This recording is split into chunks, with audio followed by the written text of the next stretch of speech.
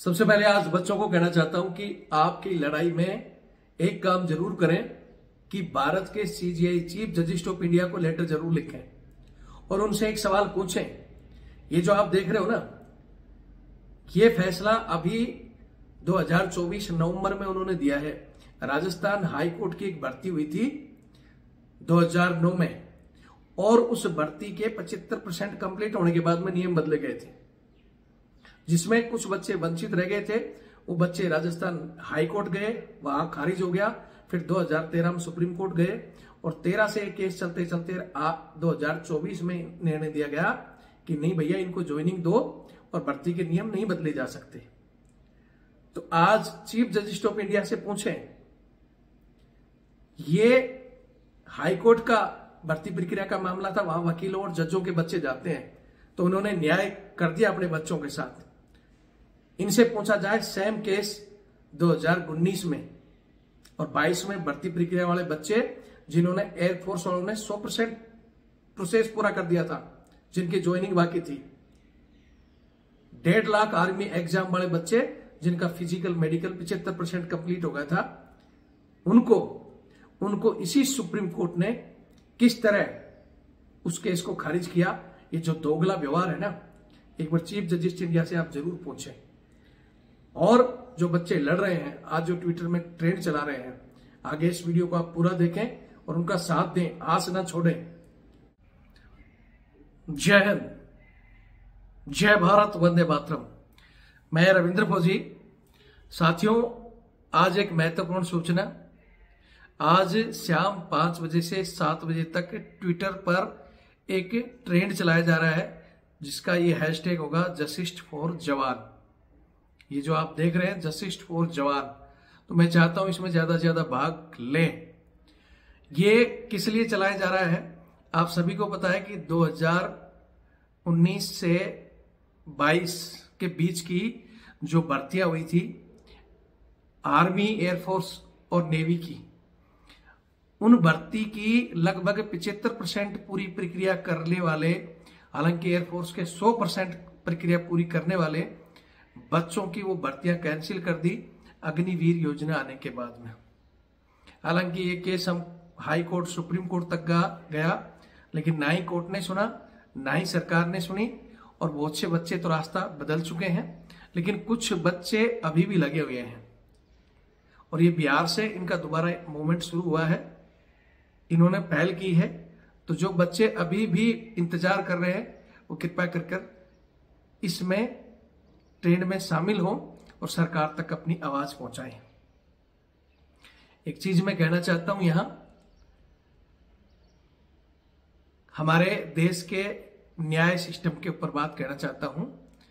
इसी supreme court ने अभी नवंबर में एक फैसला दिया है और वही हमारे डी.वाई. चंद्रचूड़ सिंह जी, जो चीफ जस्टिस ऑफ इंडिया ने 5 जजों की बेंच ने एक फैसला दिया है कि भर्ती प्रक्रिया के नियम में बदलाव नहीं हो सकती अगर कोई भर्ती 75% उसकी प्रक्रिया पूरी हो जाती है तो। और ये फैसला आया है राजस्थान की एक कोर्ट से जुड़ी हुई एक भर्ती थी जो 2009 में शुरू हुई थी।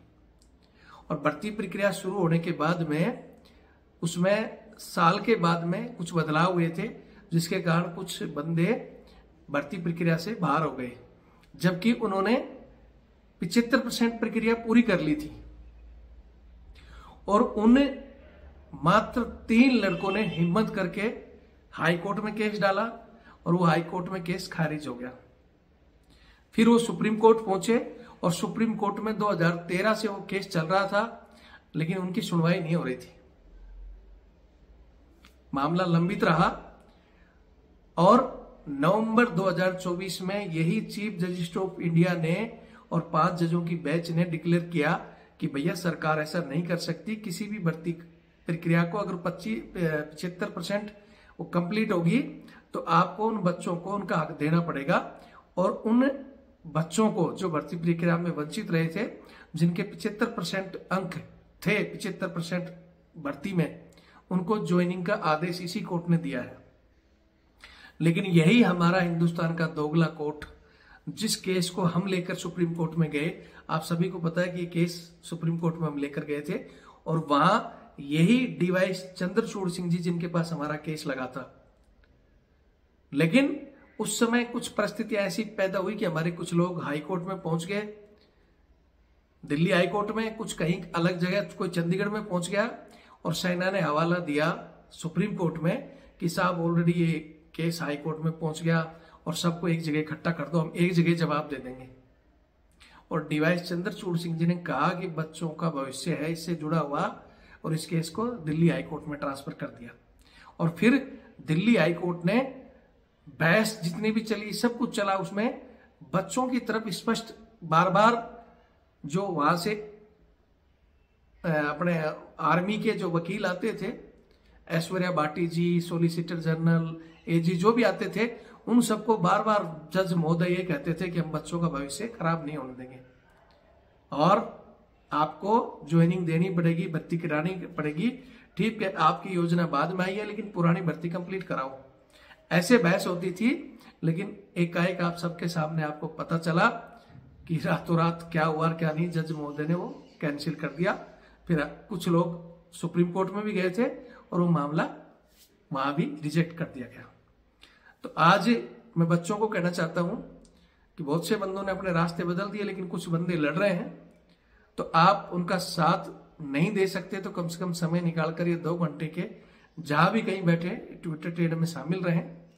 और पता नहीं ऊपर वाले की लाठी कब सही हो जाए, कब कोई अच्छा जज आ जाए, कब कोई सरकार आ जाए और आप लोगों की सुन ले।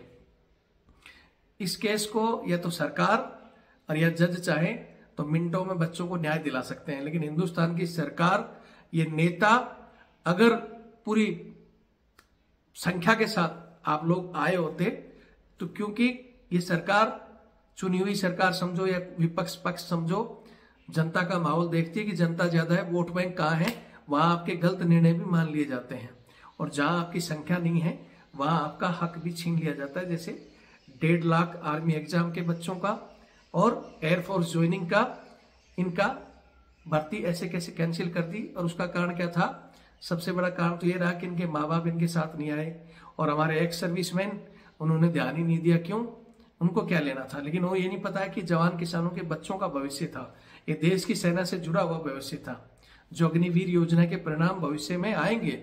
और वो भी चुनाव में कई बार सरकार कहती है कि इनको बदल देंगे, चुनाव के टाइम अग्निवीर पक्का करेंगे फलाना, और फिर वोट के बाद मामला ठंडा हो जाता है। लेकिन कोई आपके साथ नहीं आया। आपकी संख्या, मैंने खुद दिल्ली में कई बार धरने दिए, संख्या नहीं दिखी और वो धीरे धीरे ठंडे बस्ते में मामले हो गए। लेकिन मैं फिर भी कह रहा हूं, जिस तरह वो 3 बच्चे लगे हुए थे और ये जज आए और इन्होंने मान लिया। हालांकि क्योंकि वो जज न्यायालय से जुड़ी भर्ती थी और न्यायालय से जुड़ी हुई भर्ती में वकीलों के, इन जजों के बच्चे जाते हैं। इन्होंने अपने बच्चों को न्याय दे दिया और जवान किसानों के बच्चों को सेम वही, एक ही तो तरीका वो था। इनकी भी फिजिकल मेडिकल हो चुका था, यहां तक कि एयरफोर्स वालों को तो सब पूरा कंप्लीट हो गया था, जाना था। लेकिन पता नहीं, मैं फिर कह रहा हूं कि हमारे देश का सिस्टम, और जिन चंद्रचूड़ सिंह जी को हम मानते थे, भगवान मानते थे, वो भगवान ने भी अब किस हिसाब से फैसला दिया पता नहीं मुझे। तो उन 5 जजों में अभी चंद्रचूड़ सिंह जी तो खैर रिटायर्ड हो गए, लेकिन मैं चाहता हूं बच्चों से कि वीडियो जो और जज अभी वर्तमान जज हैं, जो चीफ जजिस्ट हैं, वो भी उस कमेटी में शामिल थे।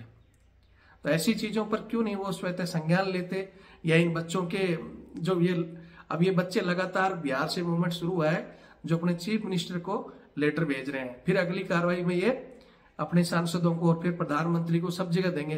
तो जो बाकी बच्चे देश के अगर इनके साथ शामिल होना चाहते हैं, समय निकालकर ग्राउंड में नहीं आ सकते, तो ये चिट्ठी पत्री और ये ट्रेड में शामिल रहो। पता नहीं कब कोई सरकार बदले और कब आपका काम हो जाए। 2013 की 2009 की ज्वाइनिंग अगर उनको दी जा सकती है तो आप भी कोई बूढ़े नहीं हुए।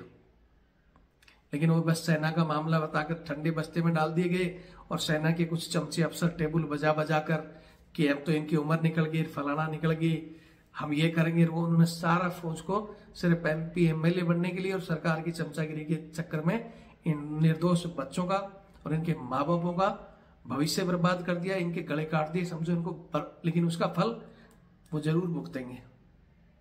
लेकिन तब तक इन बच्चों के भविष्य का क्या होगा, मैं पहले कहता था अग्निवीर तो एक दिन लड़ाई होगी तो उसकी पोल खुल जाएगी, ये बदल जाएगी, लेकिन इन बच्चों के भविष्य के क्या होगा? अगर इस देश की कोई सोई हुई सरकार या कोई मरा हुआ राजनेता अगर किसी का जमीर जिंदा है तो इन बच्चों की तरफ जरूर देखें। और सुप्रीम कोर्ट का अगर कोई न्यायाधीश आपके यहाँ आए हुए मामले में ये वंचित रह गए, एक बार फिर अगर इनको न्याय देना चाहते हैं तो इस केस को रीओपन जरूर करें। तो मैं बच्चों को इतना जरूर कहूंगा कि मुख्यमंत्री, प्रधानमंत्री, राष्ट्रपति जी को लेटर के साथ साथ एक चीफ जस्टिस ऑफ इंडिया को लेटर जरूर डालें सभी बच्चे। वो चाहें तो उनकी एक कलम में ताकत है, तुम्हारी भर्ती पूरी हो सकती है। बाकी वीडियो देखें, शेयर करें। जय हिंद, जय भारत, वंदे मातरम।